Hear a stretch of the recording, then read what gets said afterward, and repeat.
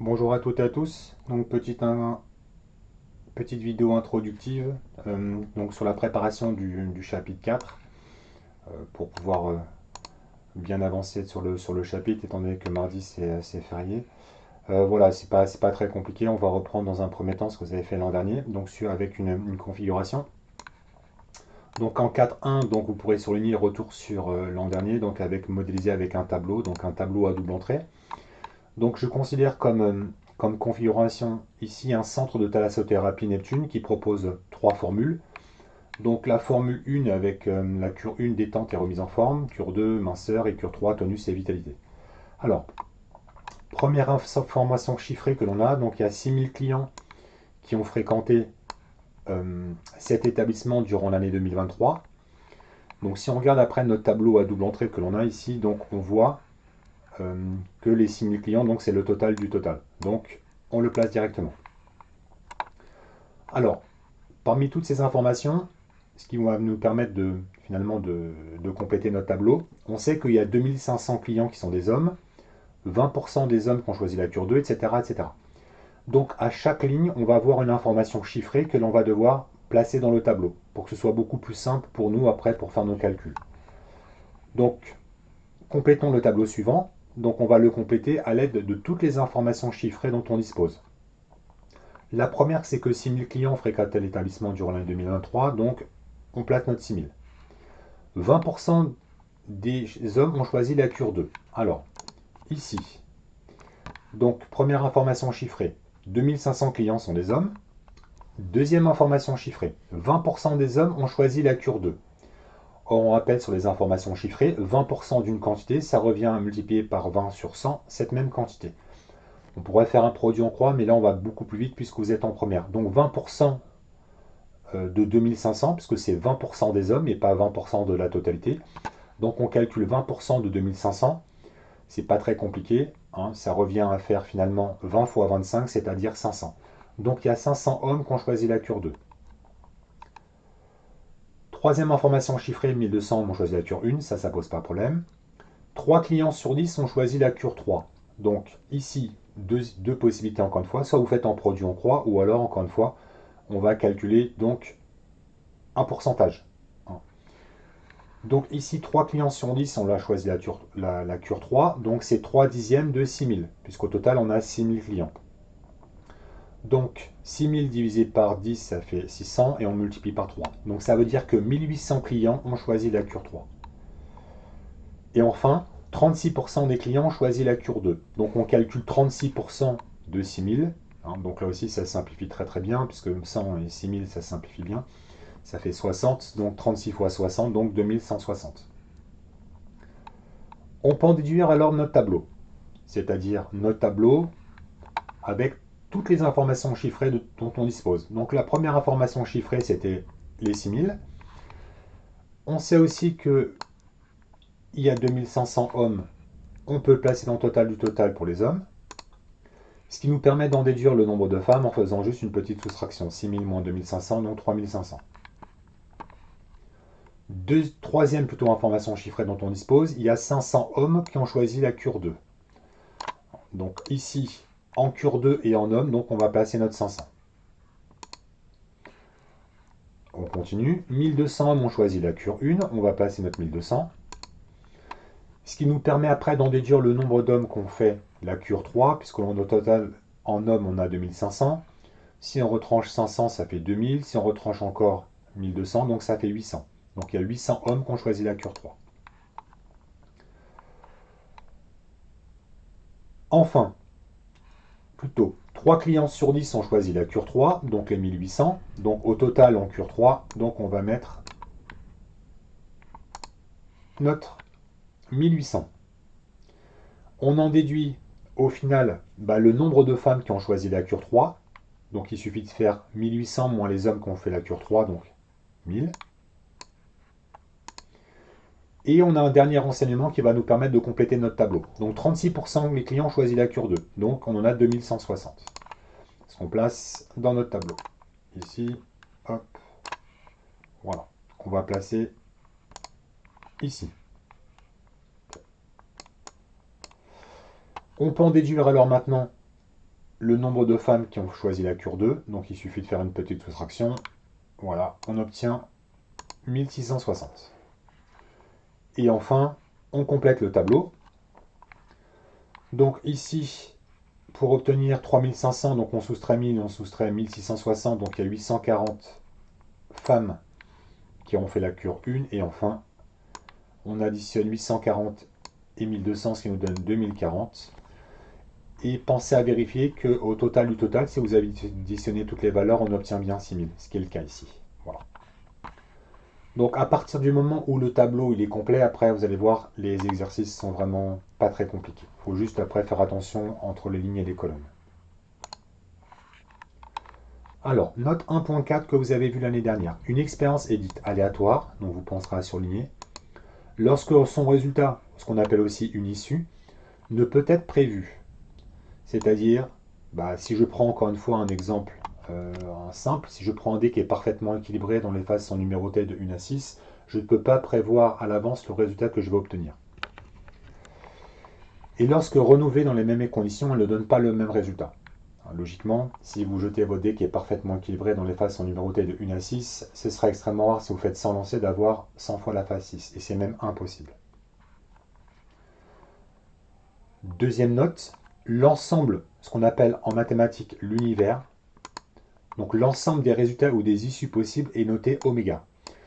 Vraisemblablement en seconde, vous l'avez pour la plupart noté U. En première, maintenant, en mathématiques, on le notera oméga. Donc oméga, c'est l'ensemble des résultats possibles. Par contre, le nombre d'éléments de oméga, on l'écrira en mathématiques le cardinal. Donc card, entre parenthèses, oméga. Card, donc c'est le cardinal, c'est celui cardinal de oméga,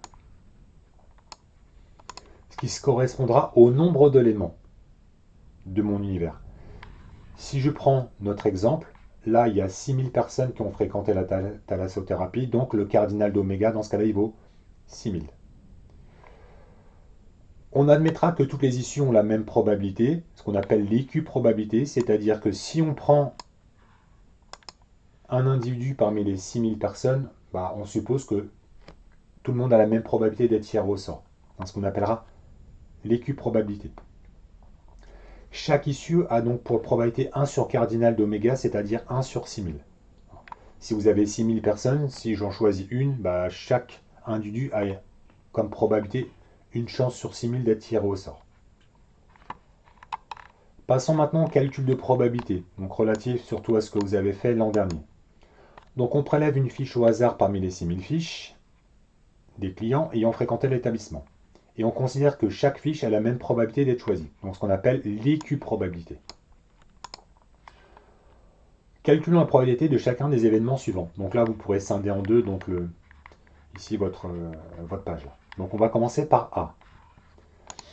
Alors, pour A, donc le client a choisi la cure 1. Donc formule d'équiprobabilité que vous avez vu l'année dernière. Donc au lieu de mettre le nombre d'éléments de A sur le nombre d'éléments de oméga, on écrira directement cardinal de A sur cardinal de oméga. On rappelle ici A, c'est l'ensemble des personnes qui ont choisi la cure 1. Donc si on regarde par rapport à notre tableau, cure 1, il y a 2040 personnes, mais sur un total de 6000. Donc la probabilité de l'événement A, ça sera 2040 sur 6000.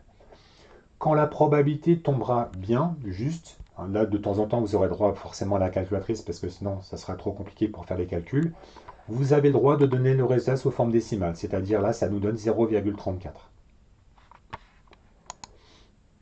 Deuxième probabilité à calculer, le client est une femme. Là on fait exactement la même chose.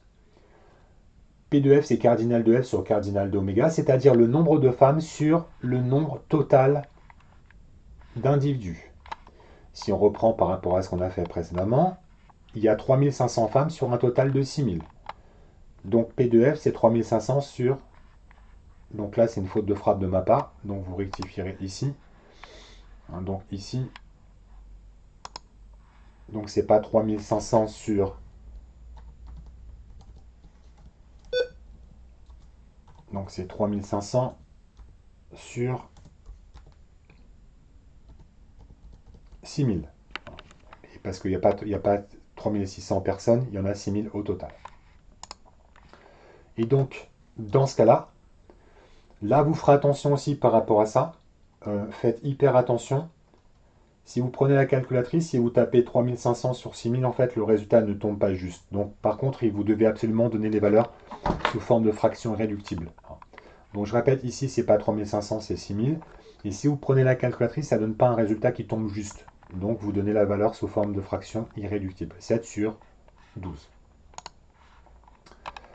Deuxième question aussi que vous avez vue l'année dernière, le symbole inter. Donc, traduire par une phrase l'événement F inter A, puis calculer sa probabilité. Donc, on rappelle, le inter, c'est et. Autrement dit, là, le client doit être une femme, et elle a choisi la cure 1. Donc, question 2, l'événement F inter A désigne l'événement le client est une femme, et elle a choisi la cure 1. Même idée, P de F inter A, c'est le cardinal de F inter A sur le cardinal d'oméga. Si vous regardez par rapport à ce qu'on a fait juste au-dessus, il y a 840 femmes qui ont choisi la cure 1, ce qui explique le 840 sur le 6000. Et 840 divisé par 6000, là, le résultat tombe entre guillemets juste, donc 0,14, vous avez le droit de le laisser sous forme décimale. On continue. Voilà le changement de référentiel que l'on fait en première. Là, on consulte la fiche d'une femme, c'est-à-dire qu'on ne prend pas une fiche sur la population totale, mais parmi les femmes. C'est-à-dire que là, on change de référentiel, puisque là, on va se fier par rapport à l'ensemble des femmes. Voilà. À la question 3, donc on change de référentiel, c'est-à-dire on prend la fiche d'une femme, c'est-à-dire on prend une fiche parmi les 3500 et non plus par rapport aux 6000, puisque là, encore une fois, on vous dit qu'on prend une fiche d'une femme. La notation donc mathématique qu'on va utiliser maintenant, comme on prend la fiche d'une femme, en indice, on mettra un F. Et entre parenthèses, on mettra la probabilité voulue. C'est qu'on veut que la probabilité que, parmi les femmes, la probabilité donc qu'elle ait fait la cure 1.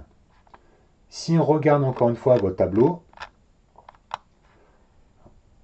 donc sur l'ensemble des femmes, c'est-à-dire sur les 3500, il y en a 840 qui ont choisi la cure 1.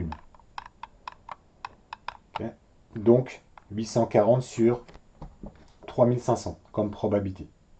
Ce qu'il faut bien comprendre, c'est que comme là vous changez de référentiel, vous ne divisez plus par l'ensemble de la population, mais par rapport à celle en question, c'est-à-dire ici celle des femmes, c'est-à-dire sur les 3500. Et là, le résultat tombe juste.